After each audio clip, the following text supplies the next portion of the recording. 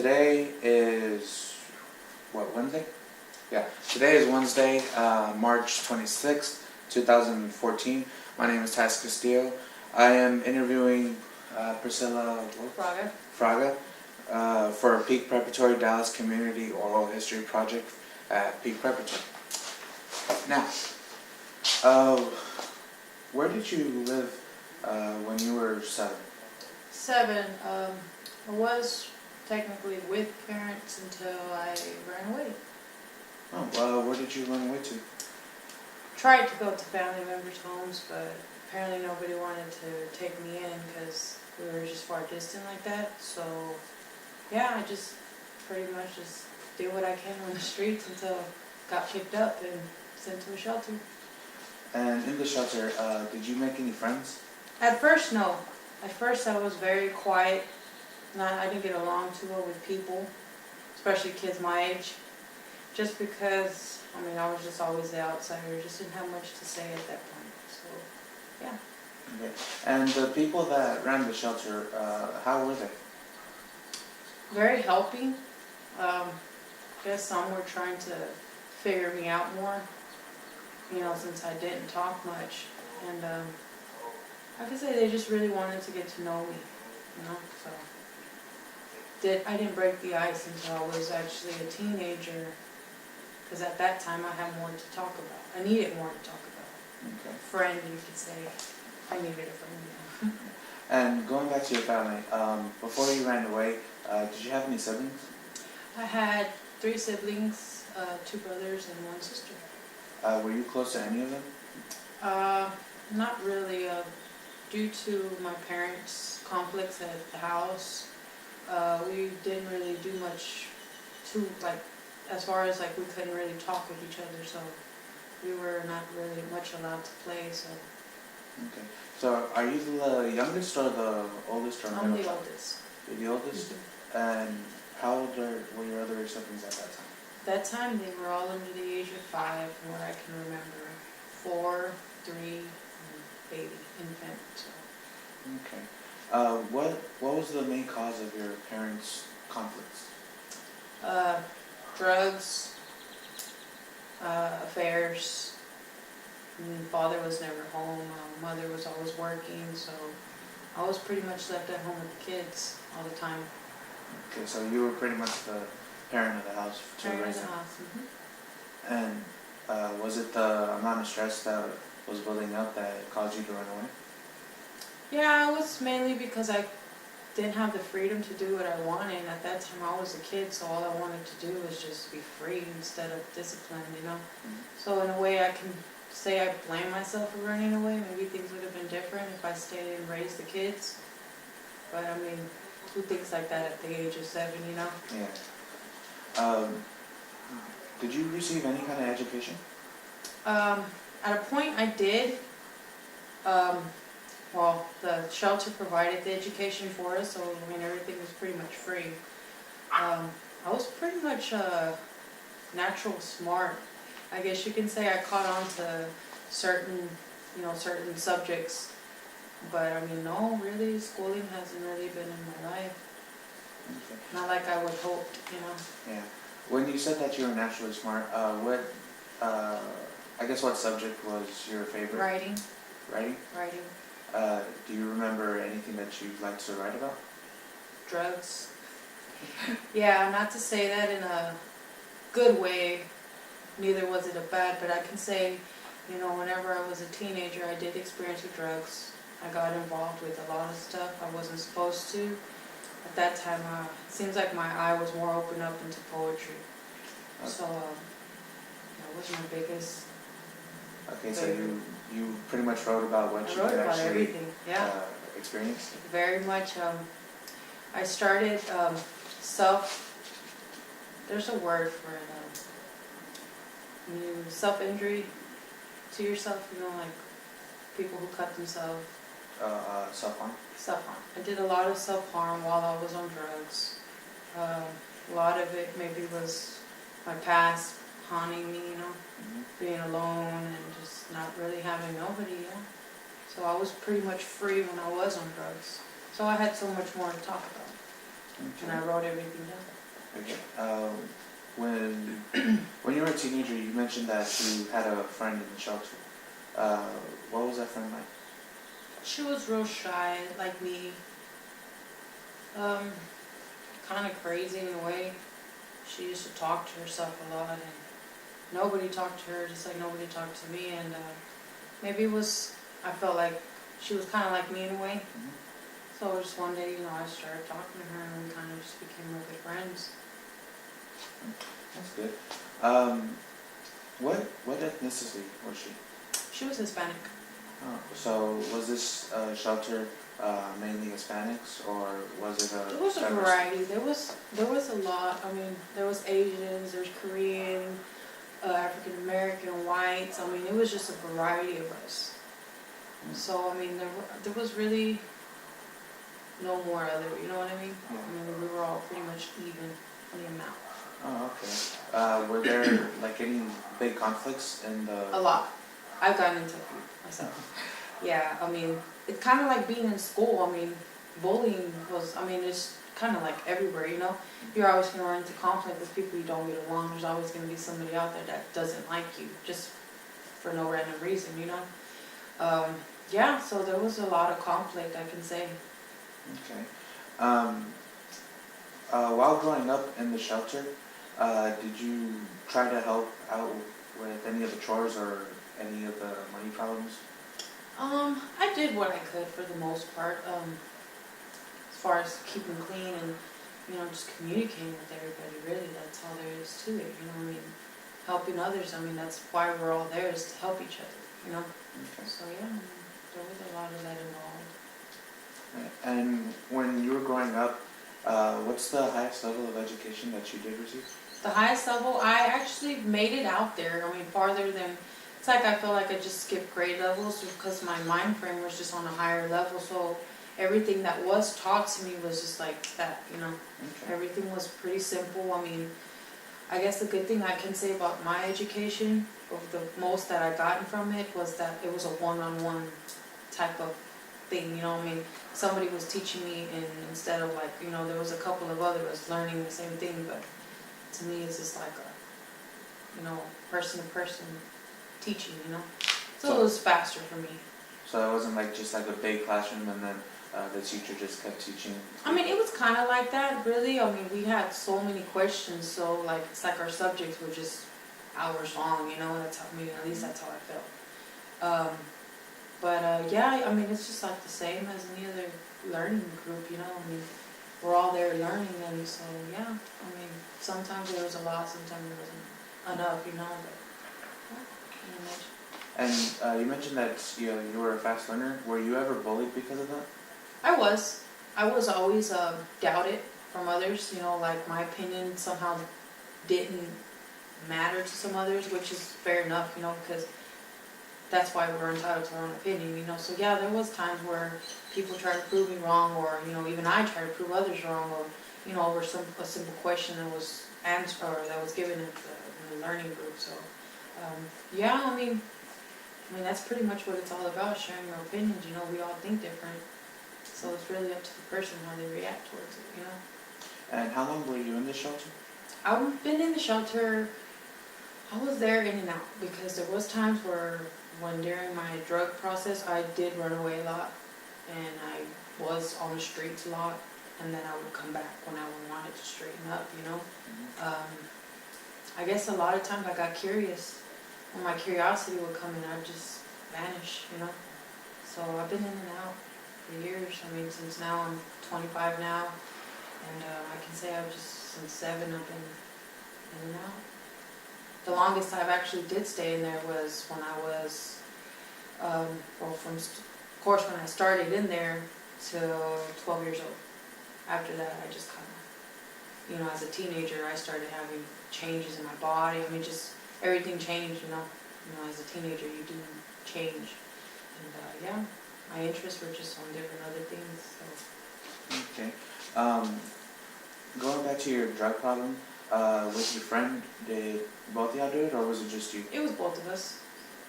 Both of us, and yeah, we would really get a lot of, we would do stuff together that, we would, I mean, not to mean it's in a bad way, but we would get our ways of having money in our pockets. So yeah, we would sell the drugs and we would do it.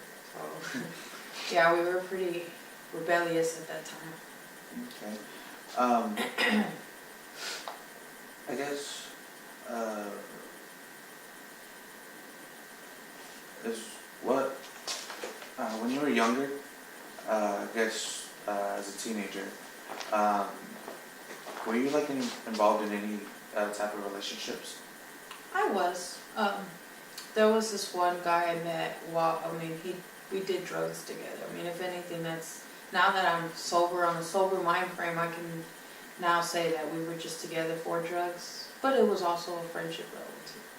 So yeah, he was probably like the only person that I considered like my boyfriend, because, you know, we were dating, but we were also really good friends. And then one day we just, I decided to fix up my life again and get everything situated and come back to the shelter, and that was the last time I ever saw him. You keep mentioning that you wanted to go back to the shelter to fix yourself up. Mhm. What made you want to fix yourself up? The home they gave me. My friend, well, not friend, but like just other people that I did talk to in the shelter that I was helping, you know. You know, in our learning group, I had some classmates that I would help, or we would help each other. Yeah, they were the reason why I would go back, is because I knew there was a safe home and I could sleep at night, you know. Mm-hmm. And how far did you have to travel down the road of drugs to realize that you needed to go back? I didn't stop drugs completely, at least until I was 17, going on 18 years old. And the reason for that, I mean, I'm just a very unpredictable person, so it's hard to tell how my personality will be. I mean, they even had me in medical counseling because of my bipolar disorder, but yeah, I mean, I could say, I don't know, I mean, it's just been a bumpy ride since. It's talking about it is a little kind of hectic for me, you know. I don't really talk about this with nobody, you know. Oh, I'm glad that you're sharing this with Yeah, I mean, it's always good to have it, to talk to somebody about it, because, you know, you never know, it can change somebody. Nowadays, it's like everything seems so different than it was back then when I was growing up. You know, everybody's more open into technology. I mean, it's just different now. You know, maybe this can somehow go out and help other kids, you know, not to be afraid if you're homeless, you know, because, or, I mean, we're born alone and we die alone, so it's like, if you can make it on your own, then you're pretty much like your own hero, you know. Yeah. So you're born in 1989, correct? Mhm. How, when you first ran away and in and out of shelters, how did that compare to, or how does running away from home at first compare to just going in and out of shelters? Say that one more time. Like, I know it must have been hard before you were Mhm. at the shelter, Mhm. because you were on your own. But when you got into the shelter, you always knew that you had a place to go Mhm. back. Exactly. How did that make you feel? It hurt me in a lot of ways, knowing that before, how, you know, my mother and my siblings, how, I mean, we could have, I mean, maybe if I would have stayed, everything would have been different now, you know, like, I could have been the owner or the parent of them, you know, who knows what could have happened to now. The only thing that does bother me is that I had to find that somewhere else. You know, I couldn't find that in my own home life. So, yeah, I mean, as a child, making an adult decision and leaving home and never coming back, I mean, who does that, you know? I mean, I don't know. I guess I could say a lot of ways I want to blame myself, but then again, I can't, because I wouldn't be here thinking like this, you know? I wouldn't come across the people that I've met, the people that I've helped, the people that have helped me, you know? So it's kind of like it happened for a reason, you know? I always want to believe that. Because if I live with the fact that I did it just to see what happened, no, I mean, something had to bring me here, you know? There and anywhere else I've been in my life, you know. Are you a religious person? No, I used to not believe in Christ. Growing up, whenever, you know, teenage years, I was a hardcore metalhead. So, I mean, most of the music that I listened to, I mean, it pretty much just, religion wasn't in the picture at all. if anything, I didn't believe in anything at all besides myself. So, not too long ago, I mean, like I said, people I've met, you know, some people that I have met are religious, so they teach me something. So now it's like, I'm trying to see if I can build a faith somehow. Maybe it'll change my life again, you know, like they say, you build faith, you build a better you. So, I mean, I guess it's just, I'm in the process of learning what religion really is, you know. Mhm. I mean, like I said, it's gonna be hard for me to actually get it in my heart, you know, since I grew up not knowing any of this. You know, I taught myself everything. So, I mean, religion, I respect it. I have nothing against it, but I think it's gonna take me a while to actually have it in me, you know. Okay. It's a learning process too.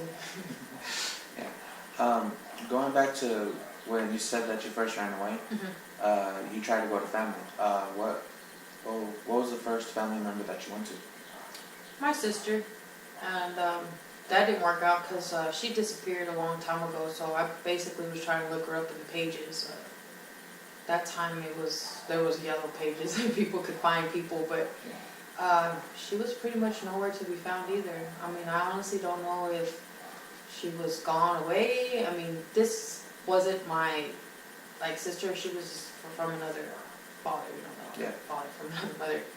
She was my sister though, but I mean, since she was my oldest, then I felt like I should rent to her, you know. So I didn't find her at all. I didn't know anyone else. I didn't have much family at all. And if I did, I didn't know them. Parents just kept me away from everything. Like, my chores were at the house and only the house. So you didn't really have a chance to... I didn't even know kids were supposed to be in school at that time. I mean, I knew kids were in school, I wasn't sent to school. So, yeah, I mean, everything was just kind of like at home. Oh, so you would say that going to the shelter was one of the best things that happened to you? It was, because I got to learn, I got to be around other people. Older people, younger people. It just, for a moment, I felt like I was alone. And maybe I probably wouldn't have survived if I really knew I was alone until I was sent there, you know. Then I just knew there was not just me out there, you know. As far as later in the long run, I just got a little more closer to people while I was in counseling. I was facing a bipolar disorder and I was put on medication for it. And those groups were just like totally different. An opening, I guess, you know, to other people's minds. Okay. And while listening to those other people, did you feel like some kind of connection with them? A lot of them, because, I mean, there was a girl in one of the counselings who was getting raped by her father, her biological father. So she was pretty much coming out her cage while we would sit in those groups and just talk about it. You know, it's like getting weight lifted off your chest. I talked about my story, but when she talked about hers, it's like people have been through worse than me. So really, I have to be grateful for what I've given it, grateful for what I've got, and also just like, I mean, it could be worse, really, because I mean, half the stories that I have, or half the people that I know, just been through so much. I mean, I've met people who try to commit suicide because they felt they're alone, and they just, I mean, you'd be surprised, really. Did you experience anybody dying while growing up? Yeah, I did. An aunt that I had passed away on drugs. Seems like well, from what I know of my family, it seems like drugs it's in the blood somehow. I have a lot of drug addict family members, and yeah, it's killed. And heroin. I mean, not to throw it in there, but I was a heroin user, so a couple years I was on the heroin, and come to find out, I had 2 family members overdose on it. So yeah. So did that make you want to stop?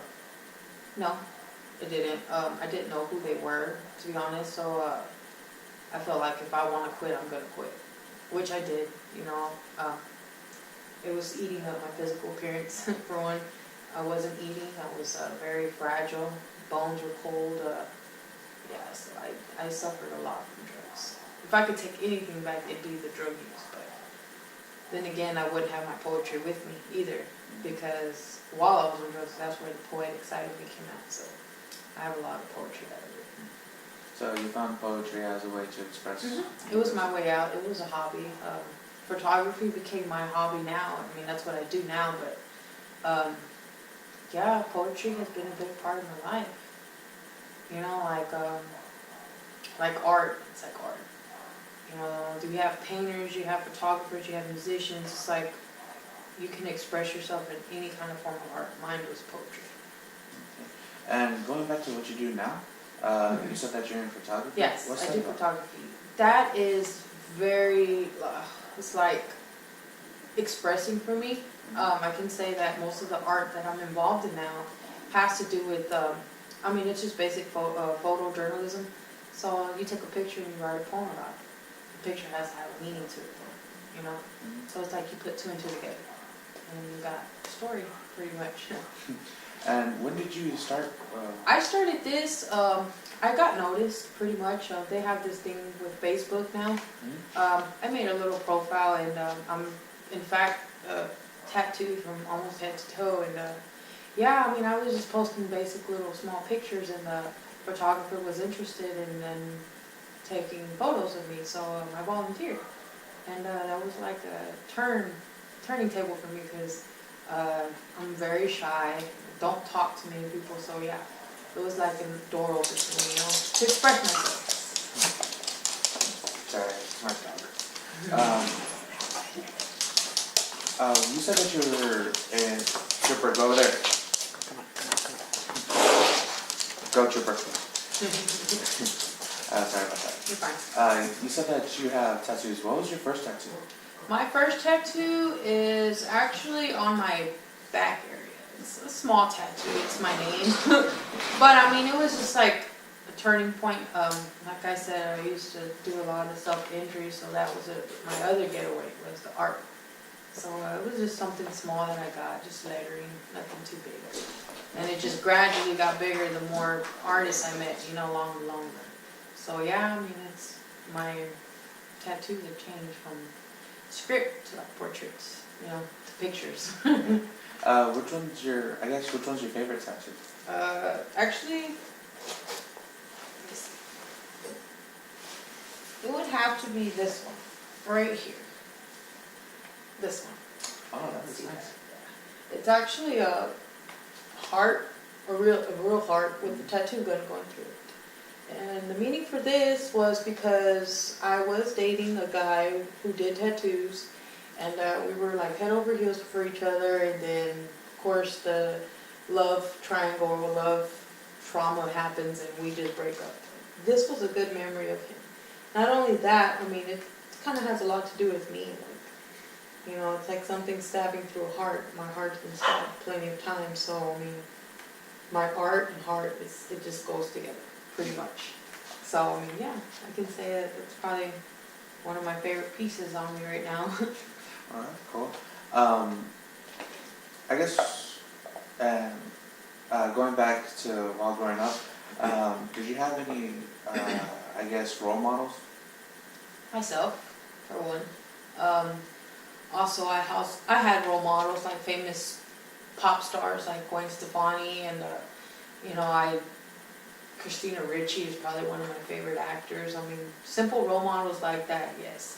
Other models, tattooed models, I can say, I mean, they're not my role models, but I admire the work, and since I somehow do modeling, so I like to learn off of women like that. So yeah, I mean, I have a lot of lists to pick from for role models. Well, at least it's better than having no role model. Yeah, having no role model, it's true. Sorry. What, like, for photography, what made you want to start that, other than Myself. And myself, because I kind of wanted to break out of my shy habit, you know, because I felt like if I'm going to be able to want to talk to people and inspire people, I need to break out of my shell. I need to not be shy. I need to just say screw it and just do it, you know. So I pretty much did the unthinkable with all that. And it started off just simple pictures into, you know, forms of art, you know. So a lot of my body was involved as a woman, you know, my woman features, and I mean, it's just pretty much overall the way I see my pictures is like, I'm a woman, I'm not afraid of it, you know. So I mean, yeah, I love doing the photos. I don't know how to explain it. It really is like writing my poetry. Mhm.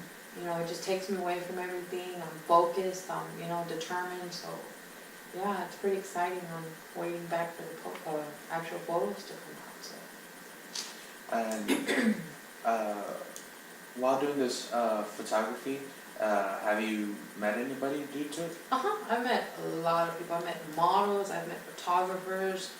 I mean, it's just gone out there where, I'm knowing people from The Observer, journalists. So, it's really good, man. It's tattoo artists. I'm just telling you, like all kind of musicians. It's nice, man. It's not what I ever imagined for one. But yeah, I've met tons of people doing this itself, Well, that's good. Going back to your tattoos, do you feel like whenever you're doing photography that your tattoos express even more about yourself? They do. Every day I do get looked at. I get judged. People, if I walk down the street, people do stare. It's just natural. All I can say is, like I said, the only thing I can do about that is express it. If I have it on me, I have to express it. So it's like I have to carry myself very well. Mhm. So, all of them pretty much tell the story.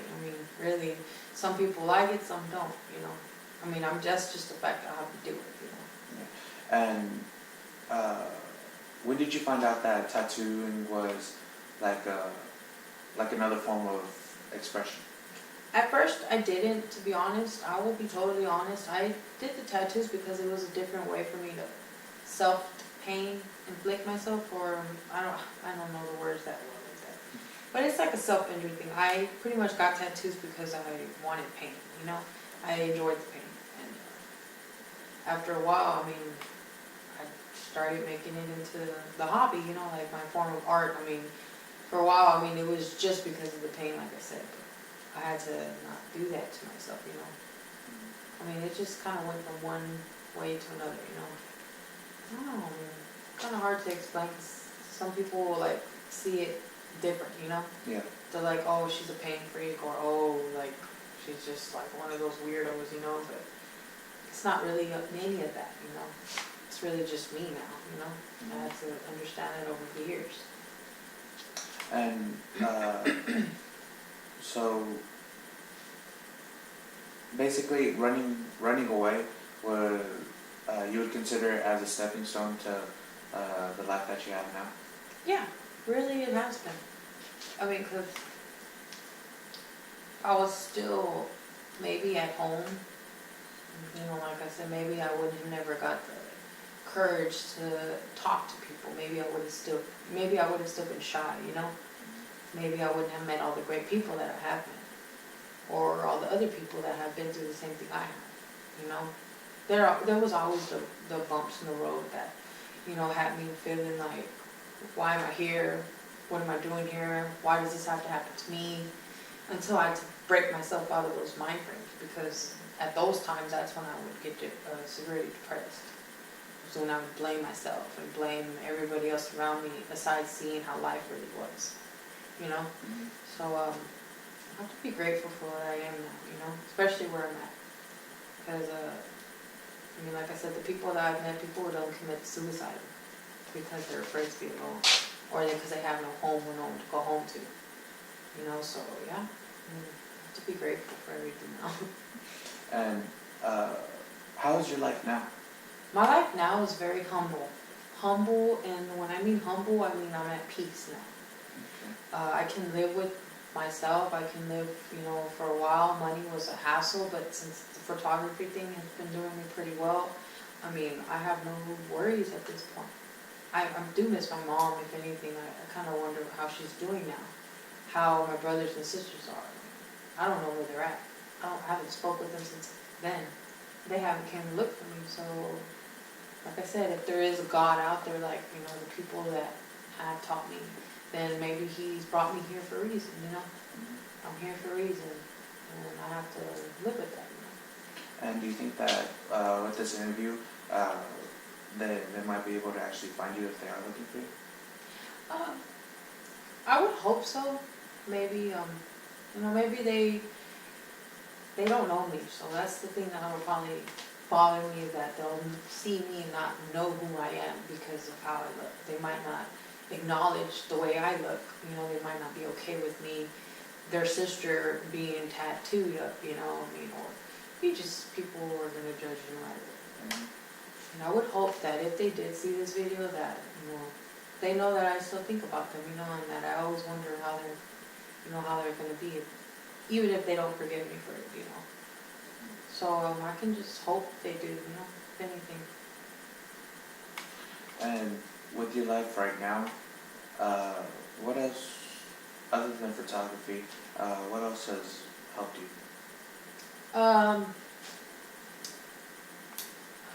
Well, Like, have you had any more, any kind of different experiences or any new people that have helped you push through? yes, I actually have. Someone that I'm actually seeing now is helping me through, he's like a friend, we're dating, whatever you want to call it. I don't know how people say it nowadays. But he's opened up a lot for me. He lived a totally different life than I have. He's had parents, he went to school like a regular kid. He's done everything pretty normal. So, if anything, I have met someone if anything, it's him, pushing me to do better for myself and do different, We're all going to end up doing different one day. Okay. Well, I'm really glad that you shared this experience with me. Yeah, I am too. I would hope I haven't talked about any of this, so it feels pretty good to actually sit and talk to somebody about it. Because, you never know, I can help somebody, And I hope that you continue on with your work. Mm-hmm. I really enjoy your tattoos. They're really nice. Yeah, like I said, I have them all over. From the back, from the legs. It's pretty neat, back then I didn't have no money to afford it, but now since the business has been good, I have money to buy art, or do art, Okay. So yeah, it's pretty cool. Well, thank you so much for giving me this experience. You're welcome. I highly appreciate this. I highly appreciate it too.